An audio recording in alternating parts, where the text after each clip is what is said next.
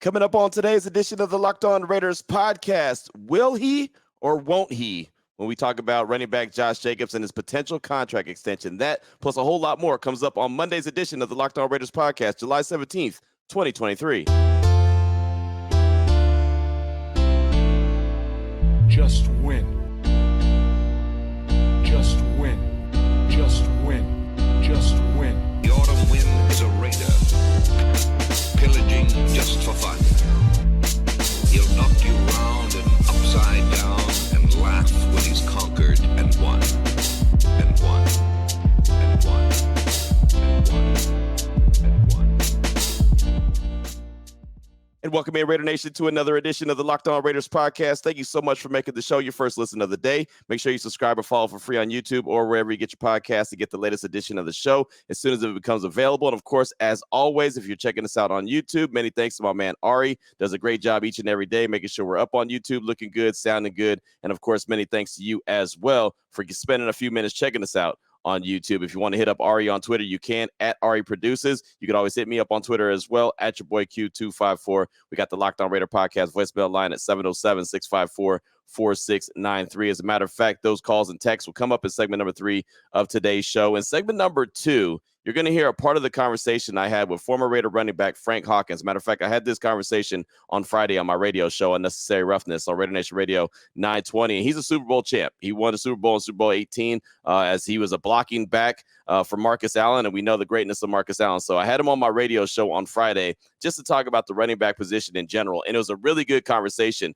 very opinionated, and it's not all sunshine and rainbows when it comes to the Raiders and Frank Hawkins. I mean, he had some very strong opinions. I'm only going to bring you about 8 or 9 minutes of the conversation as it pertains to the running back position, what the running back means to the team, and what Josh Jacobs means to this current Raiders team. So that's what you'll hear from Frank Hawkins. If you want to go back and hear the whole conversation, it was about 20 minutes long. You can check it out on Unnecessary Roughness, Raider Nation Radio 920. We put out the podcast version of the show each and every day, lvsportsnetwork.com, or of course, wherever you get your podcast, you can check it out there. Here in segment number 1, usually I do news and notes, and obviously with the date being the 17th, the only news and notes that is concerning for Silver and Black and the Raider Nation is Josh Jacobs in that contract extension. Will it get done by that 1 p.m. Pacific time deadline, 4 p.m. Eastern today? And you know, the funny thing about it is, and I'm really kind of blessed in this situation, is that I've been doing a lot of these national radio shows on ESPN.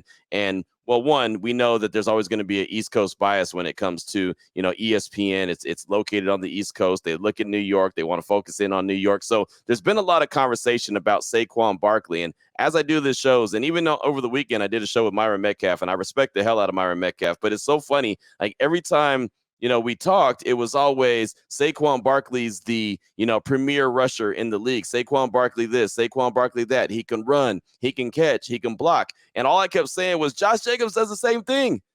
Josh Jacobs does the same thing, if not better. And, you know, it's so funny because I guess because the Raiders haven't been winning. They're on the West Coast. They're in Las Vegas. So it's not something that the national guys focus in on how great Josh Jacobs is. But if we're telling you that Saquon Barkley is an elite rusher in the league and he deserves the contract extension as he's sitting in the same position Josh Jacobs is, holding that franchise tag and has not signed it and has threatened not to show up to training camp and threatened to even sit out a little bit if he so chooses to, right? I mean, that's the situation. And it's so funny talking to all these different people. They keep saying, I think somehow a deal is going to get done with Saquon because they need him. They need him. Daniel Jones. And this was my argument for signing Saquon long-term was, well, he helped Daniel Jones get a contract extension, right? Daniel Jones was, many people looked at him as a bust. And when Brian Daboll came in and started using the weapons that he had there, including Saquon Barkley, a healthy Saquon Barkley, you saw what they were able to do, and they made it into the playoffs. And I still don't think Daniel Jones is a very good quarterback. I think he's just kind of mediocre. But Saquon is the guy that they really need. And so with that same conversation, that same argument I had on the radio on Saturday when me and Myron Metcalf were doing the show, I was saying Josh Jacobs is the same guy. Jimmy G is, in my opinion, a mid-level quarterback. He's not elite. He's not terrible. He's just around middle of the pack, right? He needs a Josh Jacobs. He needs that identity of the Raiders, right? And I know that, you know, they have Devontae Adams. I know Jacoby Myers is there. I know Hunter Renfro's there. Michael Mayer excited about what he could bring to the table as a tight end. But you got to have your guy. You got to have the identity. And so it's funny. So the same argument that I hear everyone nationally making for the Giants to go re-sign Saquon Barkley is the same argument that I would use for the Raiders to go sign Josh Jacobs. And I know Zamir White is waiting. I know Britton Brown is waiting. I know there's other guys, Brandon Bolden that can run the rock. I know Amir Abdullah is a guy that can catch the ball the backfield. I get it. Right. There's other dudes that can do the role that Josh Jacobs is playing right now for the Raiders, but it's just different, similar to Saquon Barkley. And so I thought, you know what? I need to break this down because, again, they are really talking about Saquon like he is the end all be all. And remember, he was a first round pick very early when the G-Man got him 5 years ago. Josh Jacobs has done the same, if not more, in his career in 4 years than Saquon Barkley has done in 5 years. Well, what do I mean by that? Well, Josh Jacobs, that is, has played 60 games in 4 seasons, had 4,740 total yards and 40 touchdowns in his career, right? Last season, 393 total touches in 2022, 340 carries, 1,653 yards, and 12 touchdowns, which is a 4.9 average, right? Led the league in rushing. We know that. He also had 53 catches for 400 yards, 7.6 yards per catch. And so the funny thing about it is everyone's like, yeah, well, Josh Jacobs doesn't catch the ball like Saquon Barkley does. Okay, well, let's go down to Saquon's numbers. He's played 60 games in 5 seasons. He's only had 4,249 total rushing yards in his career, 29 total rushing touchdowns, and 37 total touchdowns because he's also caught 8 touchdown passes. He's had 247 total catches in his career for 1,820 yards. Josh Jacobs has had he had 53 catches, I mentioned. I don't remember how many catches he's had in his total career, but that's fine. Not a big deal. But the way you just look at it. Like last year, Saquon Barkley had 57 catches for 338 yards, which averages 5.9 yards per carry or per catch. So Josh had 53 and he had 4 catches less and he had about 60 something more yards on those catches. So everything that Saquon Barkley is doing as a premier elite running back, and I say that in air quotes, Josh Jacobs has done and then some, right? Again, it's just different because he's not in that New York market. And, but I think the situations, that's something that Dave Ziegler and Josh McDaniels need to think about as this 1 p.m. deadline comes up. And depending on what time you're listening to this, that 1 p.m. deadline may already be up. But the thing is, they got to think and realize what the situation is and what he means to the table and how he can help a Jimmy G. Jimmy G, as you heard from the breakdown that I had from EJ Snyder on Friday's show, Jimmy G's not a guy you want to see throw the ball 35, 40 times. You just don't.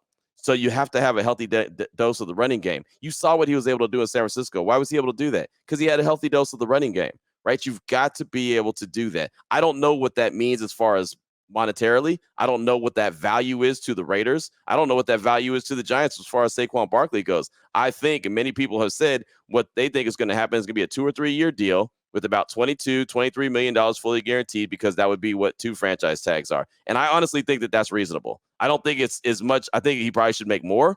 But in this day and age, when it comes to the running backs, I think that that's reasonable. So I'm hoping that the Raiders are able to, and I mentioned it on Friday, that I think that they'll get a deal done. And I really believe that that's probably more of my heart saying that I think they're going to get a deal done than realistically. I mean, it just kind of feels like with the momentum, and we haven't really heard anything at all about a Josh Jacobs contract, probably feels like that deadline time is going to come and go, and he's not going to get a deal. But I'm hoping that they understand the value in what Josh Jacobs brings to the table on the field, off the field, what he's able to do in representing that room. Mad Max Crosby, after the year last year, what did he say? To me, we need dogs. I want dogs on this team. Zamir White is a dog. He went to Georgia, right? He's a bulldog. But I just think that he's different. I think he's going to be a good running back in this league. There's no doubt about that, right? I mean, he could run the rock. That's what we do know. But I think Josh Jacobs is just that different cat. And he helps Jimmy G like Saquon Barkley helps Daniel Jones. I mean, honestly, you look at Daniel Jones in New York and you see the contract extension he got this offseason.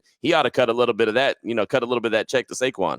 Because Saquon helped him earn that check. And now Saquon's sitting there thinking, hey, what about me? Don't forget about me. The reality of it is, I mentioned it on Friday's show as well. And it's such a, I guess it lets you know all you need to know about the running back position in the NFL in 2023. The actual value of that franchise tag has gone down since 2015. Every other position in the NFL has gone up in value. The only one that has decreased is the running back position. That's all you need to know about the value. So I'm looking at the Raiders. If I'm putting out a contract, I'm giving them a 3-year deal. Obviously 2 years, the first 2 years I'd make fully guaranteed $23 million with a 3rd year option and call it a day and hope that he's willing to take that. And I don't know that he is willing to take that, right? Again, Paloma Villicana put out there, I'm told by a source close to Josh that if a deal is not made between the Raiders and him on Monday at 1 p.m., he will not be showing up for training camp. Now, I don't know how much he needs training camp anyway, right? I mean, he played in the Hall of Fame game a year ago.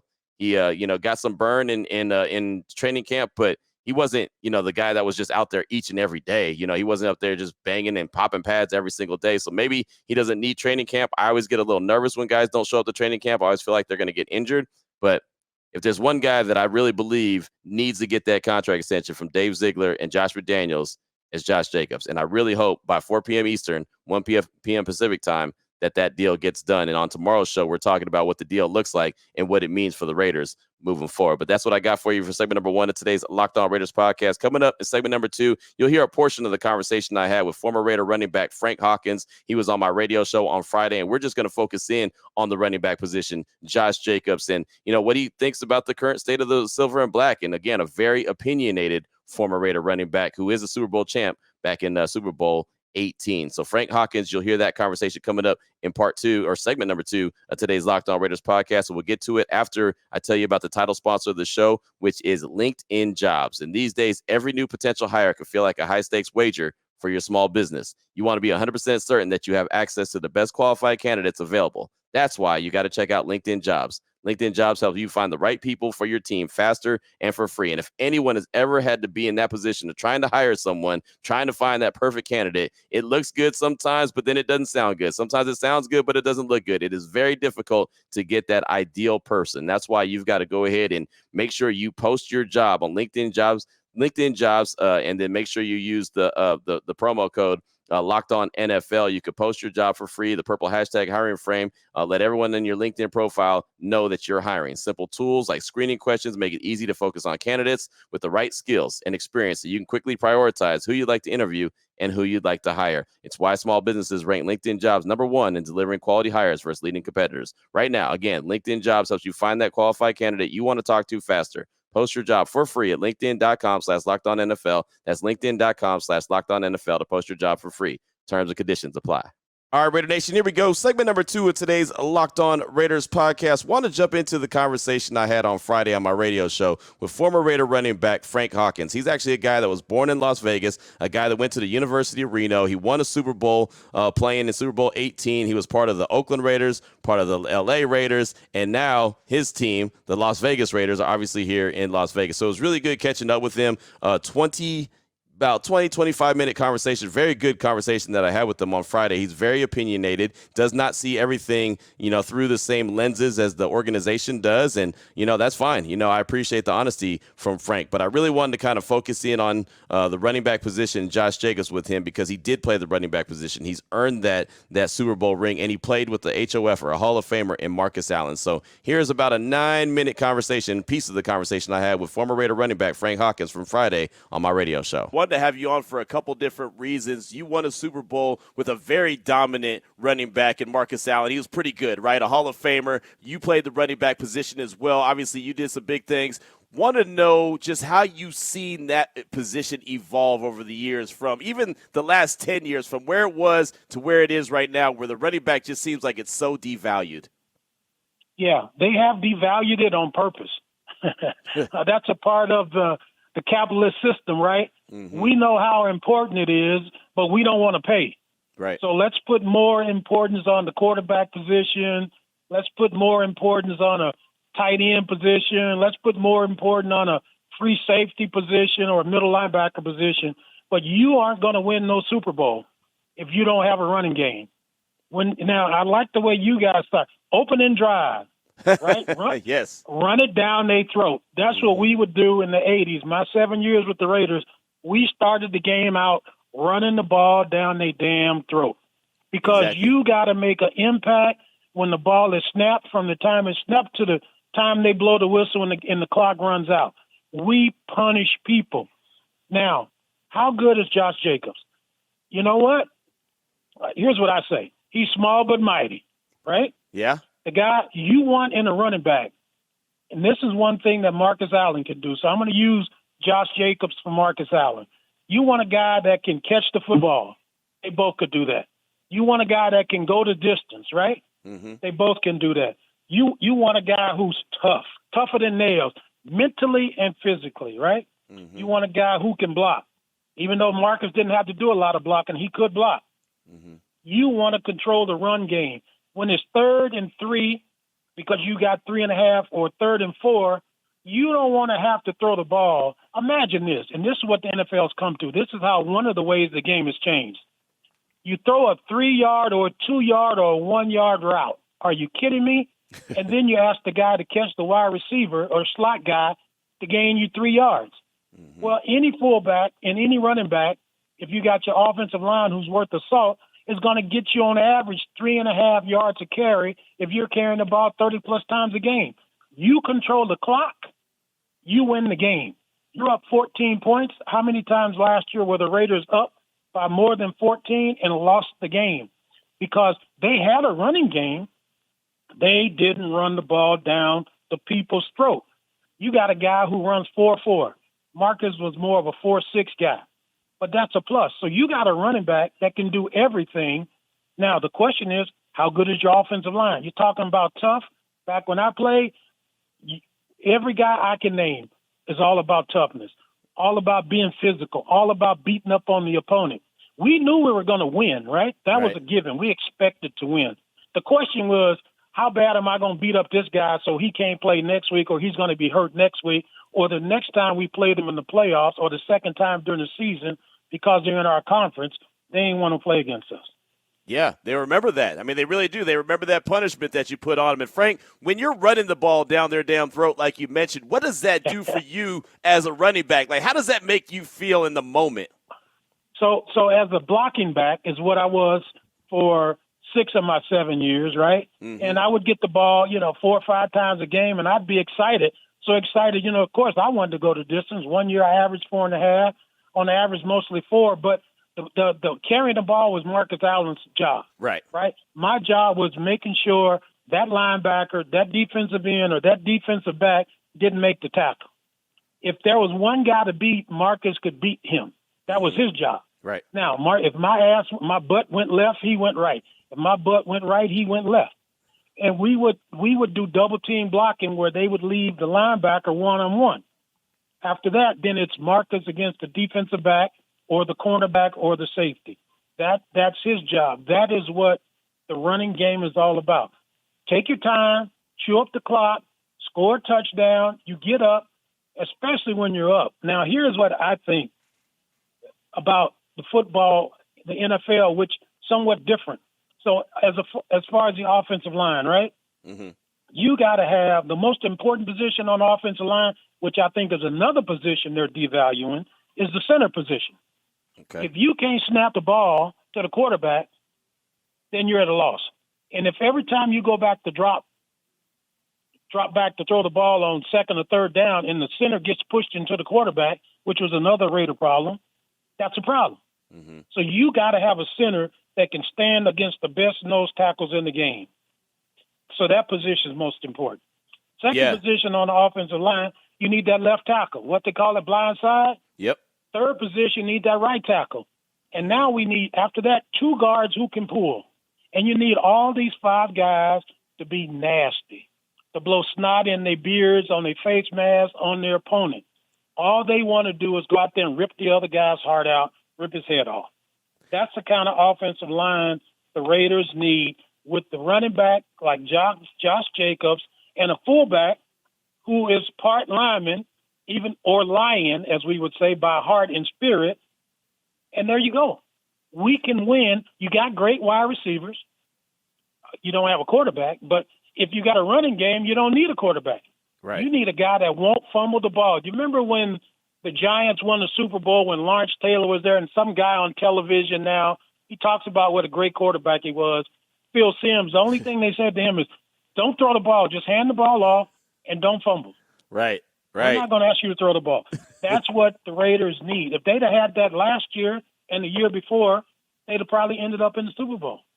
But you got to know who you are. You got to create an identity. You must, first of all, you start with toughness. You got a running game. Do what you're good at. Run the ball down their throats. You got great wide receivers. Put them in position where they're playing one-on-one and get them the ball. I mean, it's so simple. I remember Al Davis, and again, 7 years with the Raiders, I learned this from Al. Al Davis brought in the veteran players to teach the young guys. Al Davis had the veteran players hanging around to teach the young guys the Raider way. I don't see the Raiders teaching or bringing in anybody to teach these new guys the Raider way. They're in Las Vegas, so it might be a new Raider way, but it's not a Raider way that can be transferred or transferable because the guys aren't there talking to the old guys, to the veterans who've done it. And you keep having all of these circus position changes in management from the head coach to the GM. We got to know who you are. If we don't know who you are, you can't possibly win. And I think that's where they are right now. Is that why it's so important for the alumni days and having all the alumni, like you mentioned, the veterans that know the Raider way to be there, and the way that the Raiders do embrace the alumni and make sure that once a Raider, always a Raider, and that they're fully appreciated and embraced to be around the young guys and kind of teach them what it's like to be a Raider? Without question. But let me tell you something. The veteran guys ain't around the young guys. Now, when I was around, it was different. But we have not talked to the young guys. We don't talk to the running backs. We don't watch. There's nothing. That's what I mean. That's part of the problem, in my opinion, my humble opinion. But if you had that was unique. No other team in the NFL had that like the Raiders. And I think they because of the changes, again, they've lost their way. They don't understand. The new people who come in want to do it their way. They're not accustomed to what the Raiders did or what those traditions are, or they're not as valued as they were then.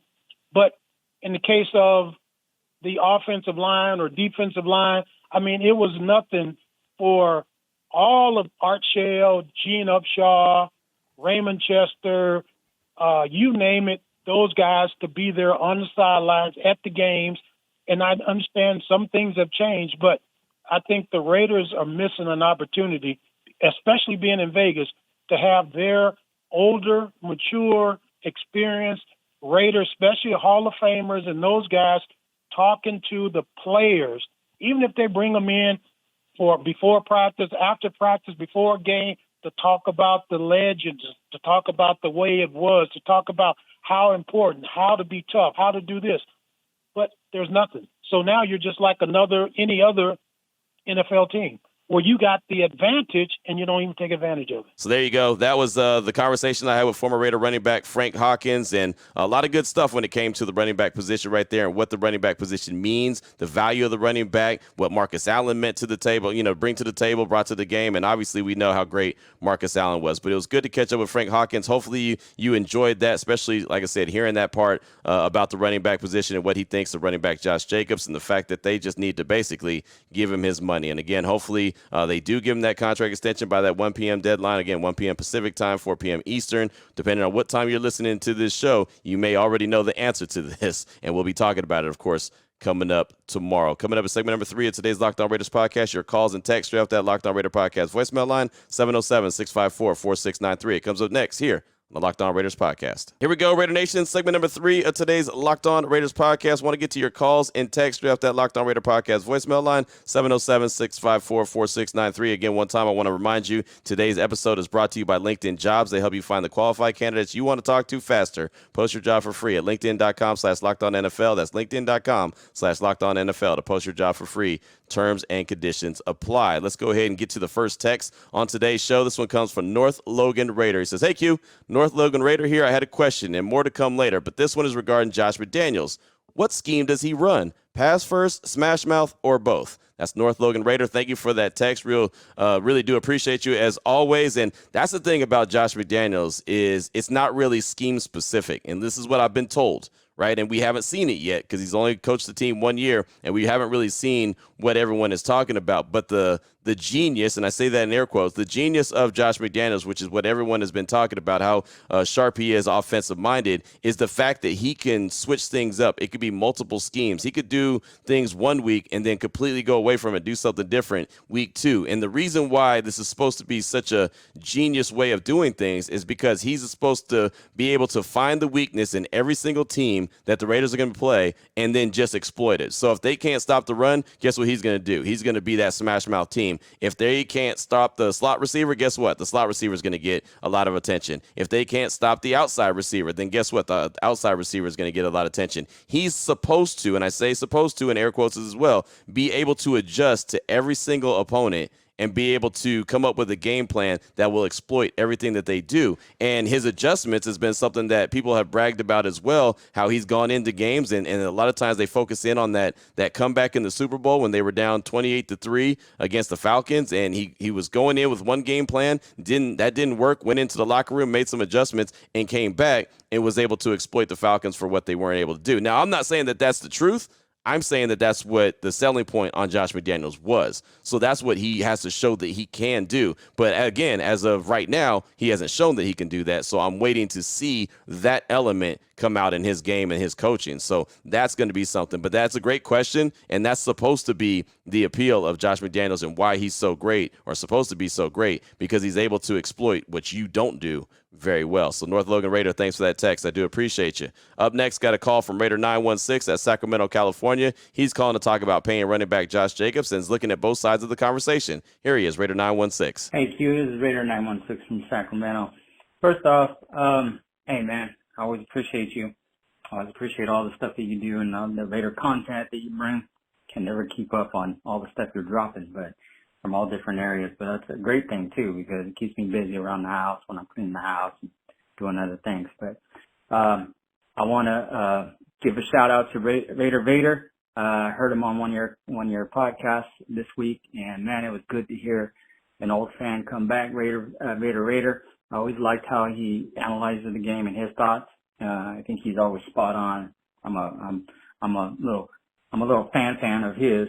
But anyways, so shout out to Raider Vader. Thanks for calling, man. Anyways, I want to ask the Raider Nation a question, okay? And I don't even know how I would feel about this. So everybody's talking about pay Josh Jacobs, pay him the money, right? And he deserves it. I mean, you know, as you always been talking about, running backs are devalued in the NFL. But Raider Nation, what happens if we pay him and he turns around and gets hurt for the rest of the year? Maybe he, you know, does something to injure himself throughout the year, and that takes him out for a year. Then are we going to be sitting here talking about, well, we should have never paid him all that money? So I guess we would never know until he gets out there and starts playing. But he does deserve it. I'm not saying he doesn't. But what happens if we do pay him and he's a no-show and he gets hurt, or he doesn't run like the way he did last year? And obviously, I don't think, as you said, Q, I don't think he's going to run as much. Maybe you have said this or not. Maybe I misunderstood. But I don't think he's going to run as much, because I think we're going to see a lot of Zamir White. So, you know, I definitely would love to see Jacobs and Zamir White share the ball, because I think that 1-2 punch, man, can come back from Garden and Wheatley back in those days. But I know we're talking about two separate runners. So that's my thought. Raider Nation, one love. Y'all have a good weekend. Bye. Thank you for the call, my man. I appreciate you. And the point you brought up in this convo, you know, players always shine in a contract year. It's something the great John McClain always tells me.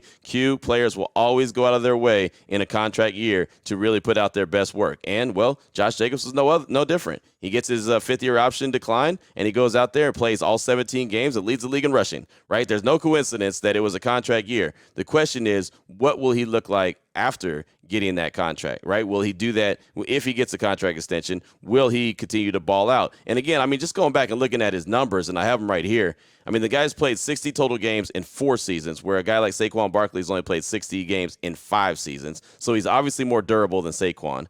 He touched the ball 393 times in 2022, 340 carries. But over the course of his career, 40 total touchdowns, right? I mean, the guy has shown that he can do it. He just doesn't get as much attention and shine as a guy like a Saquon Barkley. So, you know, I think that he can get it done. I think that it would be smart for them to give him a couple-year extension, right? Nothing crazy and nothing Christian McCaffrey-like. I don't see those happening anymore. I just don't see those kind of extensions. But something that's reasonable, something that makes him happy, something that makes the organization comfortable. You know, it's just it's a big question mark. Like, I can see both sides of the argument, you know, and the other thing is, you know, it's easy to second guess. Like, a lot of people second guess when the Raiders gave Darren Waller the contract extension. He still had 2 years left on his deal.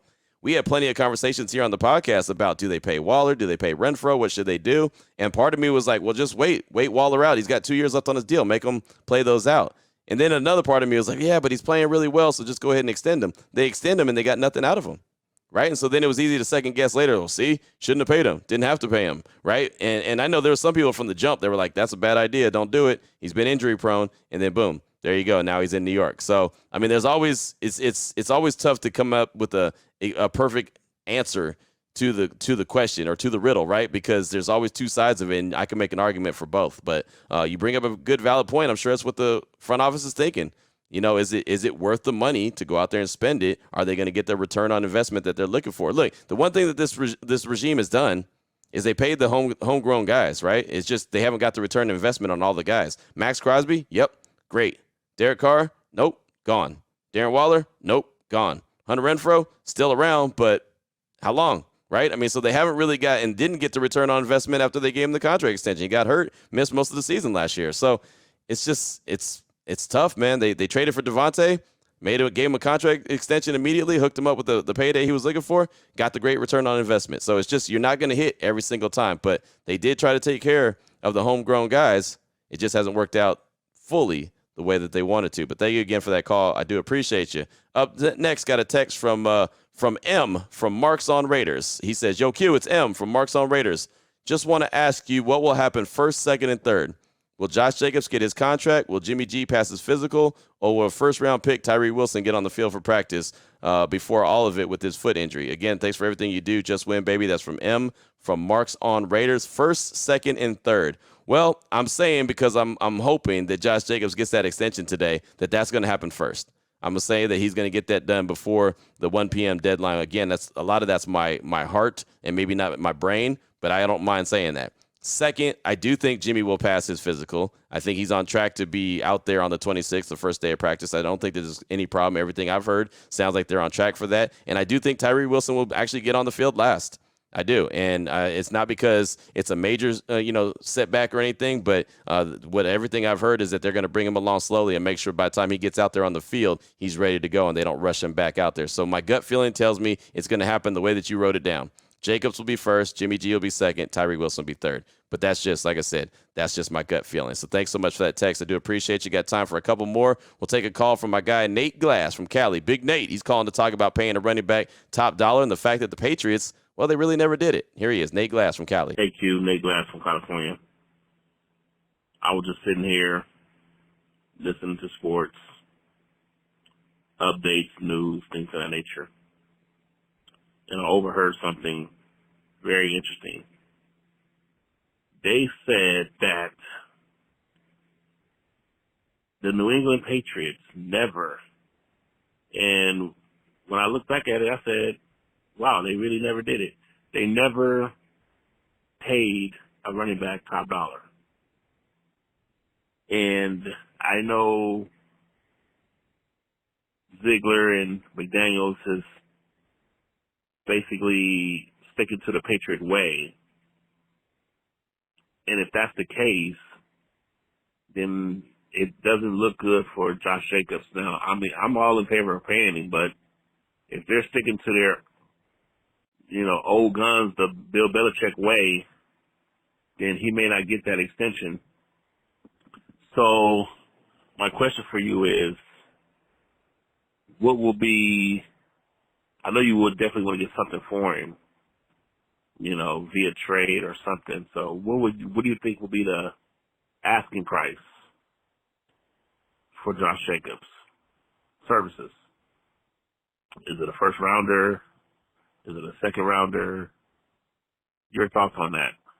Thanks for taking my call. Have a good day. Nate Dogg, thanks so much for the call. Appreciate you, my man. And I mean, you're right. The Patriots never paid running backs top dollar, right? They did extend a couple short-term extensions, but, I don't really want to base everything off of what the Patriots did because Dave Ziegler wasn't the GM there in New England and Josh McDaniels was just the OC. Now, I know that they definitely have plenty of New England ties and tendencies. Don't get me wrong, but I'm interested to see, exactly how Dave Ziegler puts his own thumbprint on this organization, because I don't believe that the Patriots would have gone and made a move for Devontae Adams that gave him that big-time money. I don't think that they would have extended Darren Waller with the 2 years left on his contract. I don't think that they would have even extended Carr with, going into the final year of his deal. I don't think that they would have done all of that, right? And I've had a couple people on my radio show after the Raiders made all those moves last season and said this is very un-Patriot-like. They don't go out and make the kind of moves that the Raiders have made. So, I'm interested to see what it looks like. And, of course, we'll get a better idea, especially after we find out what happens with Josh Jacobs. But, if you do go based off of what the Patriots did, they extended a couple guys, but they never gave them the big money. So thanks for that call. I do appreciate you. And the final text we'll take for today's show is from Scott. He said, I'm not worried at all about Josh Jacobs not being in camp. It'd be good for the morale of the team, but the reality is that for him, he really doesn't need to be there at all. With the beating that he takes over the course of the year, I'm fine with him sitting out the entire preseason if he wants. That's from Scott. And I agree. I don't think that he needs to be there. I think it's good for him to be there for the morale, for the make sure that, he's doing everything that he needs to be in the best shape for training camp. And I know that he's going to go out there and he's going to put in the work and make sure he's in shape and he's going to be eating right and he's this, that, and that. He's a pro's pro. I get it. But there's something about being there with your dudes. Right, something about going through the grind with them and just not showing up for week one, right? Just kind of being around and knowing the expectations from everybody, even if you're not out there on the grass putting in all the work, but just being around your guys. It's something about that. So I would like to see him there, but I agree it's not necessarily, a game breaker if he's not there because, again, like you mentioned, the wear and tear on his body that he'll have in the season is totally different. So thank you so much for that. And you know what? I forgot to answer Nate's question about a potential trade for Josh. I would think if the Raiders were even considering a trade, first he'd have to sign his franchise tag to be able to facilitate that. I think that the best they could do for him is probably a second-round pick.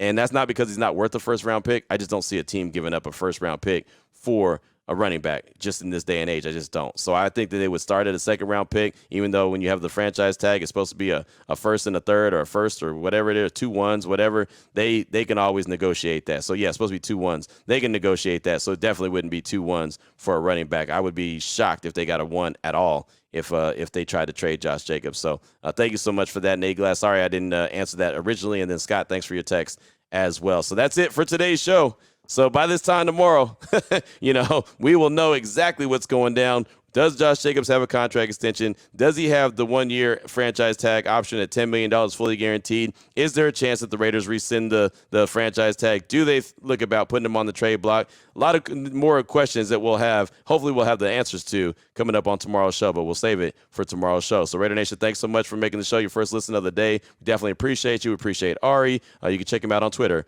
at Ari Produces. So until tomorrow, Raider Nation, take care of yourself, take care of your family, love on your family. Most importantly, as always, just win, baby.